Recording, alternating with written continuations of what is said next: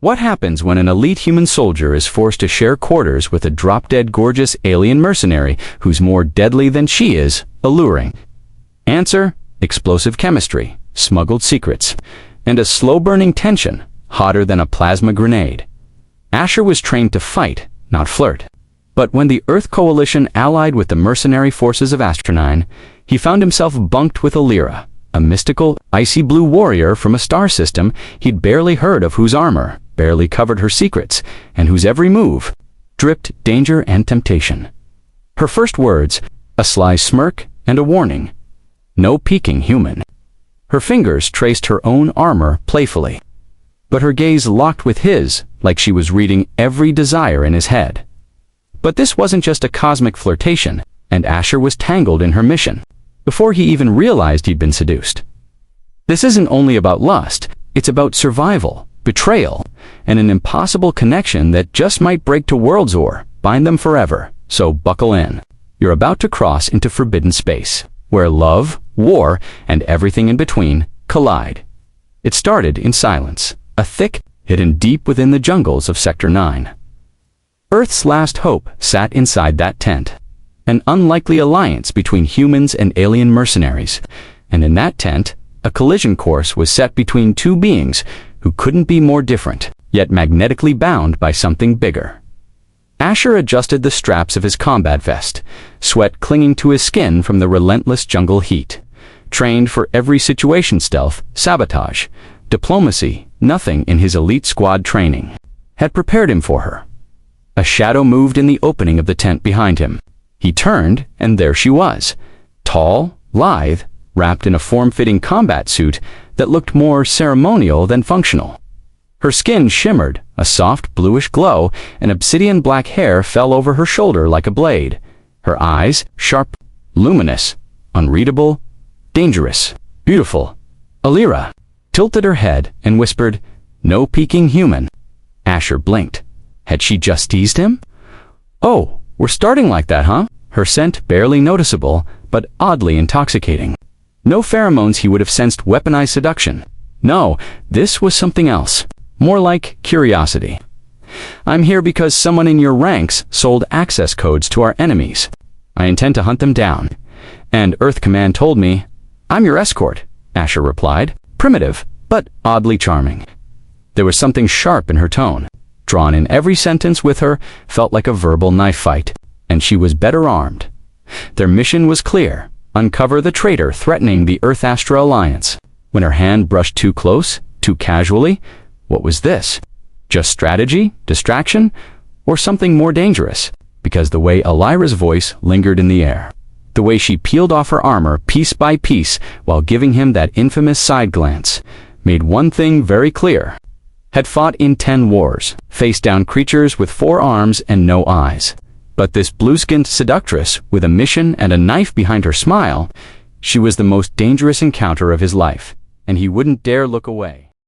The jungle canopy above Omega Base barely filtered the sun's harsh glare, but it couldn't dull the heat sparking inside Asher's tent. He leaned on the weapon rack, arms crossed, muscles tense not from combat, from curiosity, because standing across from him was a figure pulled straight from a galactic fever dream. She stepped into the space like she owned every molecule of it. Smooth blue skin, sleek combat armor that looked custom fused to her curves, and dark, surgically straight hair cascading behind her shoulders like a waterfall of shadows. Her name, Alyra, elite Astronine mercenary, apex operator, and absolutely, unmistakably, troubled. Earth had signed a desperate alliance with her kind. The Astravarian ancient race of warriors who sold their blades only when it benefited their cryptic goals, sharing quarters with one, not part of the plan. Asher had been briefed for everything except this. She paused, subtly sweeping the room with her enhanced vision. Her gaze settled on him with a hint of caution. "A canopy tent," she said it. "Last, you humans truly lack imagination." Asher tried to play it cool. "We're pulling off a joint operation in the middle of a war zone, not hosting a spa retreat."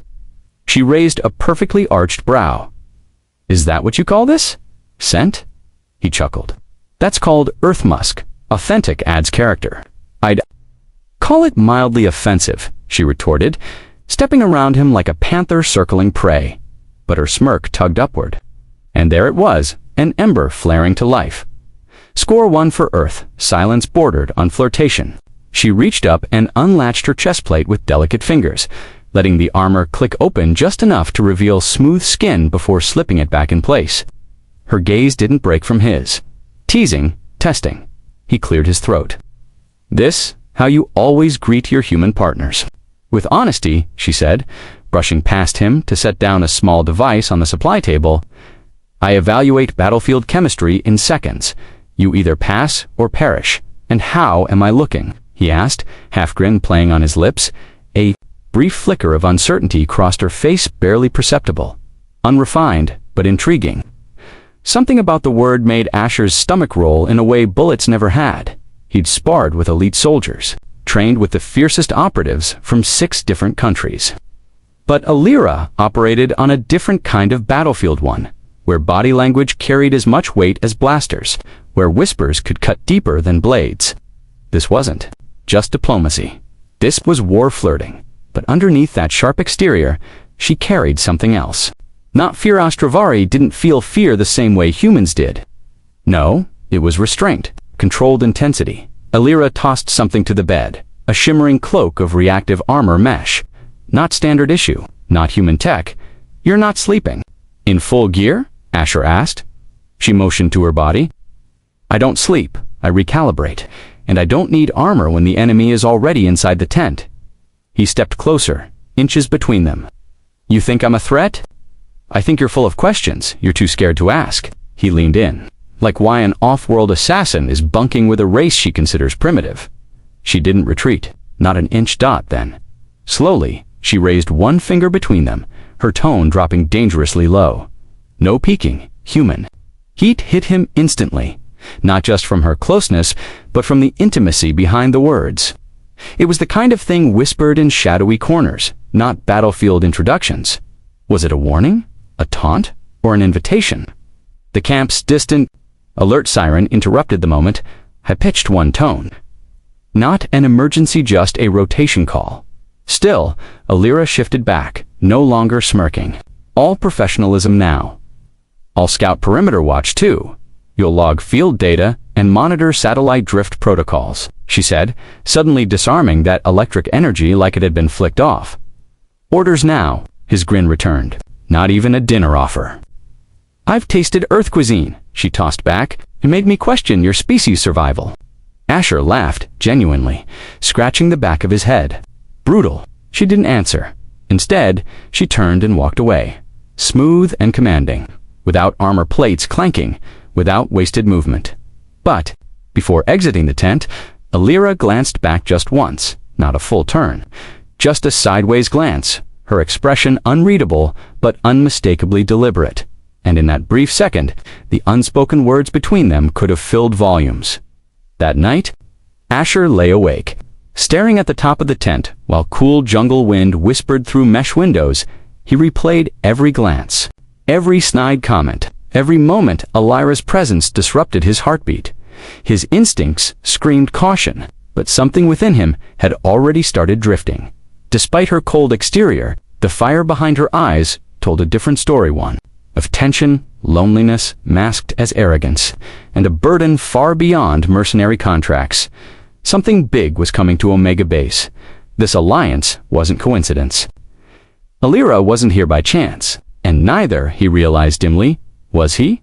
Their stories were gearing to intertwine, not just across the battlefield, but across something much more dangerous, something human, and something alien. Whatever it was, it had already begun. The jungle outside Omega Base pulsed with strange life-tripping drones, low rustles of unknown beasts, the occasional flash of distant plasma flares in the sky. Inside the briefing chamber, lit only by a single overhead holostrip, Asher sat, alone until Alyra entered. No footsteps. No sound. She moved like a shadow through fog. His eyes flicked toward her. No armor this time, just the tight black mesh of her underlayer, sleeveless and sleek, revealing more than Earth Command would ever permit. Like that before, Asher casually leaned back in his seat. Relaxing the dress code for me, or finally admitting I'm not a threat. Alyra didn't smile. She just approached the console and accessed classified files on a floating interface. Her fingers glided across the screen like she was controlling thought itself. "The traitor's close," she said coldly. "Earth Intel has narrowed the leak to someone within diplomatic rank and vested interest in destroying our alliance." Asher watched her, noticing subtle tremors in her usually mechanical precision. She wasn't just being cold, she was holding something back. He stood and approached her carefully. "You okay?" "I do not require emotional validation, human. I require facts." But even as she said it, her voice cracked barely audible. Something shifted between them. This wasn't the same smug mercenary who mocked his living conditions just 24 hours ago. This was someone weighed down, exhausted, pretending strength when it was breaking at the seams. "You know the leak's name," Asher said quietly, "and they're not just a target to you." Alyra's silence gave him the answer. He placed a hand gently on the table, close enough to touch hers, but didn't. "You don't have to pretend around me. I've seen the way you carry yourself. Was once my commander. He raised me, trained me, gave me the title of Silent Blade." Asher blinked. "That's more than a squad name. That's like your version of family." She nodded, and he turned his back on mine. Sold secrets. Deleted lives.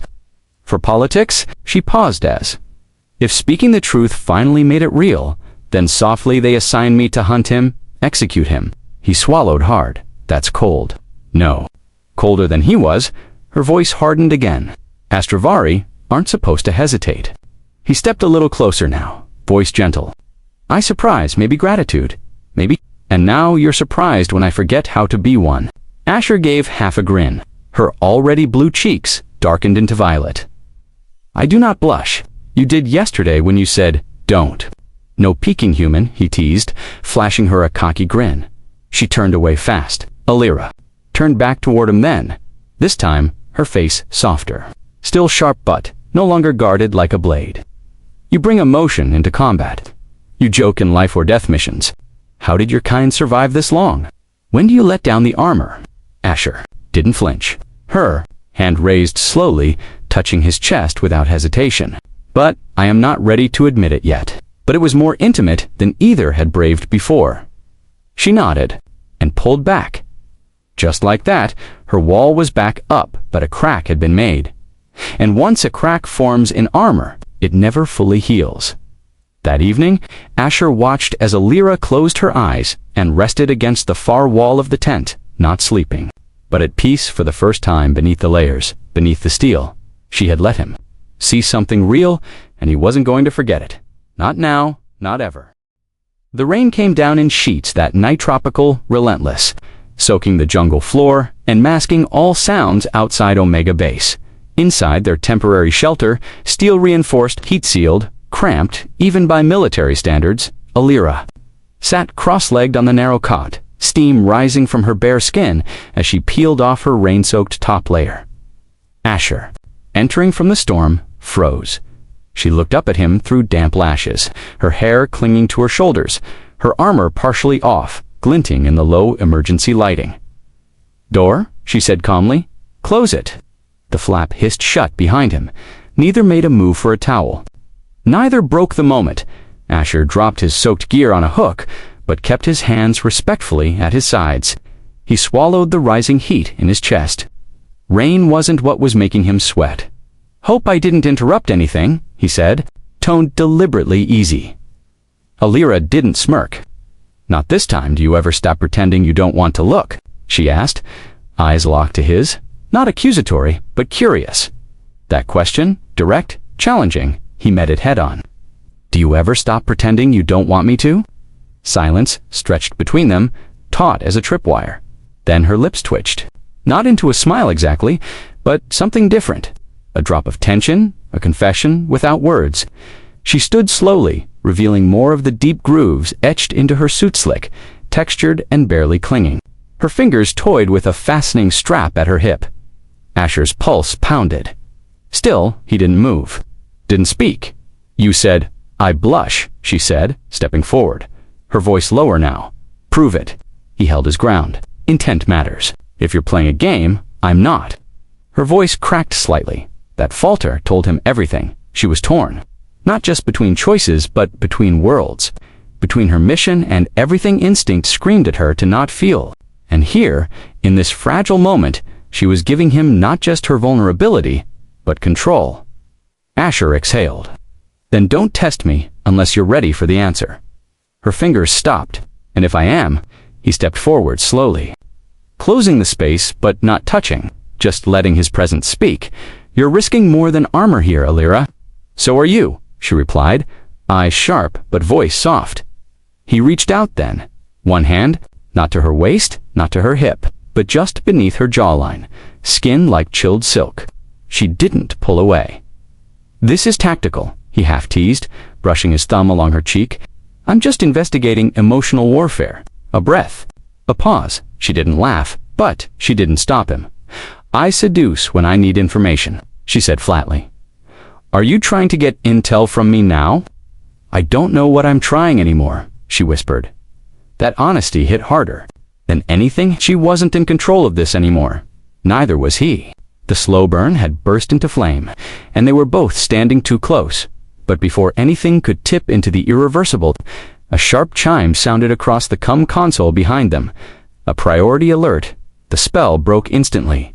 Alyra turned. All business again. Dispatch interference near Watchpoint Echo. Unauthorized signals, scrambling pattern matches, astronine encryption. Her voice was hard again, but her breathing had changed. He heard the shift, felt it. Suspects making a move, Asher muttered, forcing calm into his voice. He slid on his gear quickly, jaw tight with everything unsaid. She reattached her armor in seconds, all trace of softness gone from her expression. But as she reached for her sidearm, she cast him a glance over her shoulder. Just a flicker of something raw. Not regret, but restraint. Because even warriors know when desire could become distraction. And for Alyra, allowing herself to be distracted could mean death. For her, for him, for everyone, the storm outside was nothing compared to the one building between them. The trek to Watchpoint Echo was silent, side by side, tense, alert. They weren't lovers, they weren't enemies, not comrades, not strangers. They were something new now, something without protocol or category. Once the mission was complete, nothing would be the same, not the tent, not the alliance, and definitely not them. Later that night, back inside the base, Asher watched Alyra as she sat alone near the comms rig, her fingers hovering over encrypted data. She wasn't working, she was thinking, processing what almost happened. Seduction wasn't a tactic this time, neither was his reaction. And that terrified them both. Was this attraction? Or was it strategy gone wrong? The answer pressed on his lips, but he didn't speak it. Instead, he walked past her with a slow glance, voice low. Still think I blushed? She didn't smile, but her lip curved that tiny flutter of rebellion behind the soldier's mask. She whispered, next time, I'll make you flinch first. Then she turned her eyes back to the screen. Heart shielded, but for the first time. Armor cracked just enough for something real to slip through. Omega Base was dead quiet. Midnight had cloaked the jungle in darkness, so thick not even the ambient glow of the stars above could penetrate it. Inside the command center, only one light remained dim, flickering and hovering over Alyra's shoulder as she worked in silence. Asher leaned against the doorframe, arms crossed. You haven't moved in an hour. I don't need rest, she said, not looking at him. He stepped forward slowly. Even your species needs time to think. She hesitated, then turned. Her eyes weren't cold tonight. They were stormy, torn. I found him, she said quietly. The traitor. I decrypted the hidden transmission during the interference burst at Watchpoint Echo. Yeshua signed the method years ago. It was his encryption pattern. He used it to sign battlefield strategies when I was under his command. Asher's stomach turned. Your honor line. She nodded once, jaw tight. General Kale? Supreme Vanguard of the Ether Spine. A name Asher had only heard in strategic briefings, spoken like a phantom, powerful, untouchable, until now. He's here, Alyra whispered, not far embedded in diplomatic cover. Earth's command, doesn't even know. Asher's eyes narrowed. So this whole operation, it wasn't just alliance diplomacy, it was a manhunt. No, she said, voice firm. "It's an execution order. I wasn't meant to find him." She paused, biting cold air. "I was meant to end him before anyone else caught on." That changed everything. Their tense chemistry, the urgency, her moments of restraint. She hadn't been avoiding closeness because she feared the intimacy. She'd been holding it back because she knew what was coming. A collision with her past, with her honor, with herself. "You don't have to do it alone," Asher said. Alyra's eyes caught his for just a second, then looked away. "This isn't your mission. I don't care." She froze. He added quietly, "I care about you. I'm not going to let you fall alone into whatever this is." She swallowed hard, and there, just behind the warrior exterior, was the woman who had trembled under his touch a night ago. Not afraid of danger, afraid of feeling. "We locate him tonight," she said, armor voice sliding back on. "But when I go in, I finish it, no matter what." They slipped from camp without alert. Stealth gear tightened, blades sharpened, no trail, no trace, just two shadows moving through jungle mist like ghosts. The signal had pinged from a rusted satellite array bunker left over from a forgotten war. Inside, faint light blinked on old terminals, just enough power for shortwave transmissions, enough to contact fleets without raising interstellar suspicion. Asher went left on entry. Alyra took the right corridor. The bunker was silent, dead silent, until her voice rang over Cum's calm. Focused, found him. Moments later, Asher entered. The rumen froze. There he was, Kale, gray-haired, regal, in diplomat's robes over a battle-scarred body. And behind him, a bomb, quantum-coded, centered with a core rigged for planetary disruption, something not even Earth's defenses could block. "You were never supposed to see this," Kyle said without flinching. Eyes on Alyra, she didn't respond. Just raised her blade slowly. "You were always the sharpest of my blades," Kyle continued. "Why point it at me now?" "Because you sold us out," she whispered. "You betrayed the code. I evolved the code. Survival over honor. You learned too late." He turned to Asher. "And her attachment to you is her greatest weakness." Asher scowled. "She's not the one standing behind a suicide device." Kale's smile was cold. "Not suicide. Strategy." Alyra moved first, faster than thought. Blade up, lunge in. Kale blocked, countered, but she wasn't fighting to defend. She was fighting to finish what he started. Steel spark, flesh slice, blood spilled, and suddenly he was down, not dead, but fading. "I taught you well," he gasped. "No," she said, eyes burning. "I taught myself who not to become." She pressed the blade forward. It ended silence, then sirens remote. Failsafes, triggered by the heartbeat sensor in Kale's body. The bomb clocked to 60 seconds. They ran back through the bunker, out into the jungle, rain, hearts pounding, breath sharp. The explosion tore a crater into the earth behind them, brilliant white and roaring skyward, devouring what was left of secrets and past lives. Later, as they sat in silence on a cliffside, overlooking the blast's aftermath, Alyra didn't speak for a long time. Finally, she whispered, "He named me Flame without attachment, said I would never feel. He was wrong." She turned to Asher. "I've risked a lot. I'll risk this too." Asher reached for her hand, not to pull, not to protect, just to be there. She let him, and for the first time the space between them was quiet, but never empty again. The sky looked different tonight. The stars had returned and filtered and brilliant spilling. Across the jungle, canopy like dust from forgotten worlds. Asher sat just outside the burned crater of the old bunker, arms resting on his knees, eyes tracing constellations he didn't recognize. Beside him, Alyra remained quiet. The blast from Kale's device had been contained, but the cost wasn't measurable in metal and flame. It was deeper. Inside both of them, her hand hovered near his knot, quite touching, but not leaving either. That was Alyra's way. Always between boldness and retreat, steel and silence. "Until now, we received recall orders," she said suddenly. Voice low, controlled. "My people expect me to return tonight, debrief, reconsolidate, offenses." Asher didn't respond at first, just followed a drifting meteor with his eyes. "Then, you're going." A pause. "Too long, yes." One word, but it didn't land like a goodbye. It was a test, measuring what he would say next. Whether he would stop her, whether he should. He stood slowly, stretched, then faced her. Moonlight streaked across her features, beautiful, unreadable, impossibly distant. "That's it?" he asked, "just vanish into the stars, like none of this ever happened." A thin smirk ghosted across her lips. "You expected drama?" "No," he admitted quietly. "But I expected something real." That truth cracked something in her. She stepped closer, not calculating, not coy. Just herself.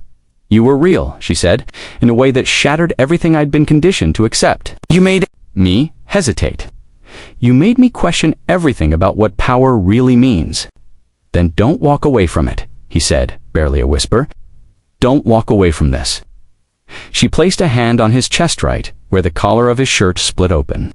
Her palm sat there like she was grounding herself. "You're not my mission, Asher. You're my consequence." He caught her wrist before she pulled back. His thumb slid softly over her pulse. "Then let the consequences follow you home." She didn't answer at first. Just let the silence do what words couldn't. A ship roared above the master-class scout cruiser, dropping altitude, lighting up the tree line with a cascade of gold thrusters. It was Alyra's call-in, her ride out and her deadline. "I made a vow," she said finally, stepping out of his hold. "To return, or not at all. If I bring someone with me, someone unauthorized, someone emotionally entangled, they'll cut you off." She nodded.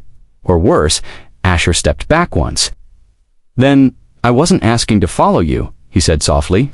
"I was daring you to stay." It hit her like a limpact strike to the chest. She turned away toward the ship, the stars, everything that had shaped her into the assassin who almost forgot how to feel. "The galaxy doesn't care about feelings," she muttered. "I do," he replied. "I care more than you know." The wind shifted. The engines above rumbled warmer. Time was running out. She started toward the ship, then stopped. Halfway up the hill, with orange thruster light wrapping her silhouette in molten color, she turned. Her voice cut through the noise. "If I leave now, it's because love makes me weak." Asher took one step forward. "Then stay because it makes you human." Lightning cracked far behind the mountains. The jungle rumbled. Even the sky seemed to stall. Then slowly, Alyra reached for the cum in her belt. She pressed it once. "Astronine, this is flame without attachment. Mission complete. Critical target neutralized. Recall order acknowledged. Greater than, she paused. Looked down at Asher through the heated wind. Request exfil delay. 1 rotation. I have unfinished business. On Earth, greater than a long silence on the other end. Then confirmation. The ship didn't land. It hovered, waiting. But Alyra began walking back down the hill. Back to him when she reached him, her voice wasn't tentative anymore. "I'm not staying forever," she said, "but I'm not running. Not yet." Asher smiled, relief and disbelief sparkling together. "So you're saying the mission's not over?" She slipped her fingers into his. Her hand was still cold, but it clutched his like it never wanted to let go. "My mission has changed," she whispered. "Now it's you." And there, beneath stars neither of them could name, with wreckage behind and war far ahead, 2 enemies no longer rivals. No longer strangers stood together, no more armor, no more pretending, just starlight. And everything real that dared to bloom beneath it.